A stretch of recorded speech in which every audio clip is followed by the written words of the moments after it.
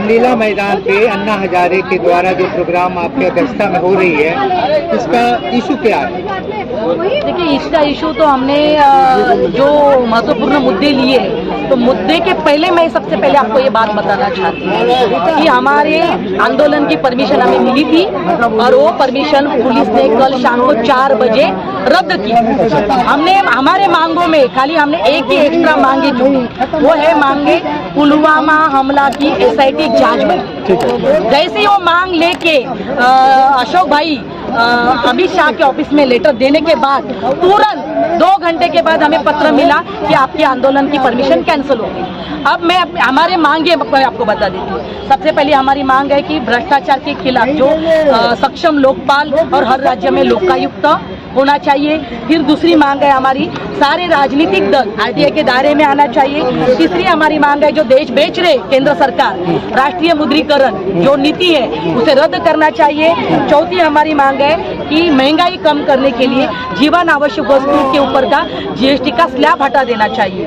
पांचवी हमारी मांग है, केंद्र सरकार खुद ही बोल रही है कि पेट्रोल, डीजल और प्राकृतिक गैस ये हम लोग GST के दायरे में लाने के लिए तैयार है। अगर बीजेपी की सरकार 19 राज्य में है, आप वाला भी बोल रहे हैं कि हम भी तैयार है, आप वाले की सरकार 2 राज्यों में है, मतलब 22 राज्य अगर तैयार है तो इसे क्यों नहीं हो रहा है? ये जुमला है, ये क्यों जल्दी नहीं हो रहा है? अगर ये करने को रेडी है या आप करने के लिए तैयार है तो ये आपको करना चाहिए। पांचवी हमारी मांग है केंद्रीय कृषि मूल्य आयोग को स्वायत्ता दर्जा मिलना चाहिए। MSP अधिनियम कानून होना चाहिए। फिर हमारी जो लास्ट वाली मांग है, शिक्षा का राष्ट्रीयकरण करें और लोकसभा का चुनाव बैलेट पेपर पे होना चाहिए। और इस मांग के लिए हमने 2 दिन पहले एक ही मांग एक्स्ट्रा ली, वापस मैं दोबारा दोहराना चाहती हूँ। पुलवामा जो हमला हुआ है, जो उसकी जांच SIT के तहत होनी चाहिए। ये हमने मांग ली, हमारी परमिशन कैंसिल हो गई। मैम, जब आप ये देख रहे हैं कि तमाम जो स्थितियां अभी देश के अंदर में बनी हुई है, और ऐसे में जब आप एक नया आवाज उठाने के लिए कोशिश कर रही हैं, और जैसा आपने भी जिक्र किया कि कल ही पुलवामा वाला जो आपने SIT की मांग करी तो आपका ये कैंसिल हो गया, तो क्या ऐसे में लगता है कि जिस तरीके से आप ये अनिश्चितकालीन धरना का सहारा ले रहे हैं, ये शांतिपूर्वक चल पाएगा? तो सबसे पहली बात है कि जैसे अनिश्चितकालीन अनशन का हमने बोल दिया, उन्होंने तो 4 बजे कैंसिल किया। अभी वैसे भी उसके बाद अशोक सब्बन जी पुलिस स्टेशन में गए, उन्होंने बोला हमारे लोग आए हुए हैं, कम से कम हमें 4 घंटा बैठने दीजिए। इसीलिए हम आज 2 बजे तक हमारी परमिशन है, उसके बाद ये परमिशन हमारी कैंसिल है, हम आंदोलन नहीं कर सकते। पुलिस ने बोला कि हम सबको जेल में डाल देंगे, बहुत सारे बाहर से लोग आए हुए हैं। ये देखिए, हम शांति प्रदर्शन करना चाहते हैं, हम हिंसा से काम नहीं करेंगे। हम शांति प्रदर्शन से यही आंदोलन पूरे देश में खड़ा करेंगे और यही रामलीला मैदान में बहुत जल्द से जल्द ये आंदोलन होगा, और उसके लिए हम कोर्ट से पूरा रितसर परमिशन लेके ही घर तमाम मांगों का आपने यहाँ पे जिक्र किया है, लेकिन क्या आपको लगता है कि जिस लोकपाल की डिमांड आप अभी कर रहे हैं, कुछ वर्ष पहले जब अभी मौजूदा सरकार दिल्ली में है, उन्होंने भी ऐसा ही मांग उठाया था और निष्कर्ष के रूप में इनको मुख्यमंत्री के रूप में यहाँ पे चुना गया दिल्ली के अंदर। तो ऐसे में क्या लगता है कि अन्ना हजारे के ही नेतृत्व में जो आप ये आंदोलन कर रही हैं, इससे भी कुछ एक नया मुद्दा, एक नया चेहरा हमें देखने को मिलेगा क्या? तो सबसे पहली बात मैं आपको सबके TV चैनल माध्यम के तहत बोलना चाहती हूँ कि मैं राजनीति में जाने वाली नहीं हूँ। ये मेरा स्टेटमेंट है, मैं कोई पक्ष पार्टी निकलने वाली नहीं हूँ। सुनिए, आप देखिए, अभी तो बोल, अभी इसके बाद देखिए, अगर देश में परिवर्तन लाना है तो कोई भी अंदर जाके देश में परिवर्तन नहीं ला सकता है।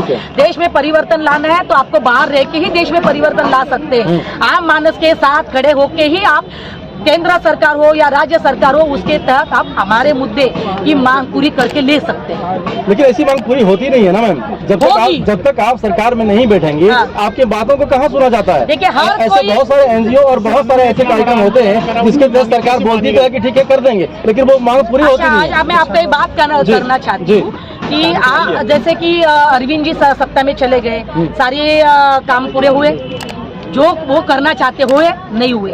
केंद्र सरकार में मोदी जी ने तो इतने बड़े बड़े वादे किए थे, हर एक खाते में 15-15 लाख आएगा। 15 लाख छोड़िए, 15 पैसा आया।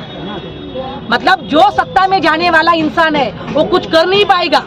लेकिन जो बाहर रहने वाला इंसान है वो सरकार को जैसा चाहिए झुका सकता है। अन्ना खुद बोलते हैं कि मतलब अन्ना ने बोला था कि सरकार को झुकाना है तो सब मिलकर, सारी जनताओं ने मिलकर आंदोलन चलाना चाहिए। सरकार का नाक दबेगा तभी उसका मुंह खुलेगा, तभी हम हमारी मांगी पूरी करेंगे। ईवीएम और बैलेट पेपर से जो मांग आप लोग कर रहे हैं चुनाव का कि चुनाव इस तरीके से होना चाहिए, तो क्या नहीं लगता है कि फिर वो पुराने वाले दिन को आप वो वापस लाना चाहते हैं जब वो धोखाधड़ी होता था, बैलेट पेपर लेके उड़ जाते थे लोग? मैंने ये नहीं कहा, मैंने ये कहा कि मैं ईवीएम हटाने की बात नहीं मैंने बोला है। मैंने इतना ही बोला है कि ये लोकसभा का चुनाव बैलेट पेपर पे होना चाहिए। मैंने ईवीएम हटाने की बात नहीं बोली। मैं वापस मेरा स्टेटमेंट देखिए, ये लोकसभा का चुनाव अगर सच में सब लोग बोल रहे हैं कि बाबा इसमें काला पानी कुछ भी है, तो लोकसभा का चुनाव बैलेट पेपर पे करिए और दूध का दूध पानी का पानी। कम से कम विश्वास तो दिलाइए जनता में, विश्वास तो दिलाए। बैलेट पेपर पे चुनाव तो लड़िए। तो बैलेट पेपर से फिर वही जंगल राज लाना चाहते हैं ना, क्योंकि बैलेट पेपर तो लेके आदमी भाग जाते थे, फिर वहाँ से छाप के वो पहुंचा देते थे। जंगल राज है ना, जंगल राज बहुत कुल मिलके 1 2 3 4 जगह होता होगा, लेकिन ईवीएम से अभी जैसे कि अमेरिका सरकार ने उन्होंने क्या बोला कि अगर ईवीएम को कोडिंग हो सकती है तो ईवीएम को डिकोडिंग भी हो सकती है। अगर आसमान में जो यंत्र हमने ऊपर भेजा हुआ है उसको ऊपर बना भेजा हुआ यंत्र खराब होने के बाद उसको नीचे बैठ के हम लोग उसको रिपेयर करते हैं। तो ईवीएम तो सिंपल बात है। और ईवीएम की कोडिंग किसके हाथ में होती है? किसके हाथ में होती है? चुनाव आयोग के हाथ में होती है। चुनाव आयोग किसका है? आज चुनाव आयोग केंद्र सरकार के अंडर में है और केंद्र सरकार भले आज मतलब जो विपक्षी पार्टी को भी दे दिया ना भाई, आप बराबर है, जा सकते हैं, बैठ सकते हैं, बराबर है। लेकिन फिर भी मैं ये कहना चाहती हूँ कि ये जो पारदर्शिता लानी है तो लोकसभा का खाली चुनाव, मैंने राज्यों का चुनाव नहीं बोला है, लोकसभा का चुनाव बैलेट पेपर पे होना चाहिए। और ऐसा क्यों होता है कि जब जब इलेक्शन हमारे समीप होता है तभी आप लोगों की नींद खुलती है और तभी ऐसे रामलीला ग्राउंड या जंतर मंतर ऐसे जगहों को आप लोग चुनते हैं, निशाना बनाते हैं कि वहीं पे बैठ के हमारा जो है। अब मैं बताती हूँ आपको, जब चुनाव आता है तो बड़े बड़े गाजर दिखाए जाते हैं। ये गाजर कौन दिखाता है? राजनीतिक दल दिखाते हैं और क्या बोलते हैं कि हम सत्ता में आएंगे तो हम ये करेंगे वो करेंगे।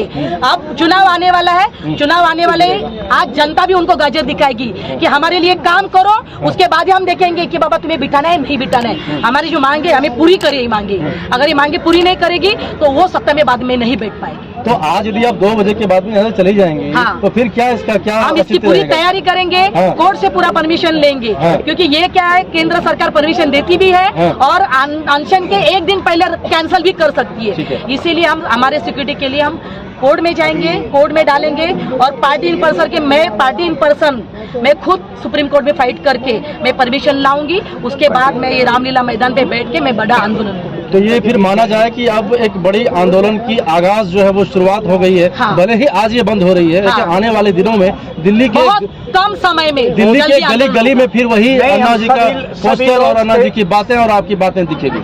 सभी लोग कल्पना जी के साथ सभी स्टेटों में जाएंगे, जो चुने हुए लोग हैं जी, हर एक स्टेट में जाके हम लोगों को समझाएंगे। लोगों से ही, जनता से ही पार्टी बनती है, सत्ता बनती है। ये नहीं है कि कोई सत्ताधारी मोदी हो, राहुल हो या कोई घर में बैठ के बना लेंगे। ठीक है सर, बहुत बहुत शुक्रिया सर।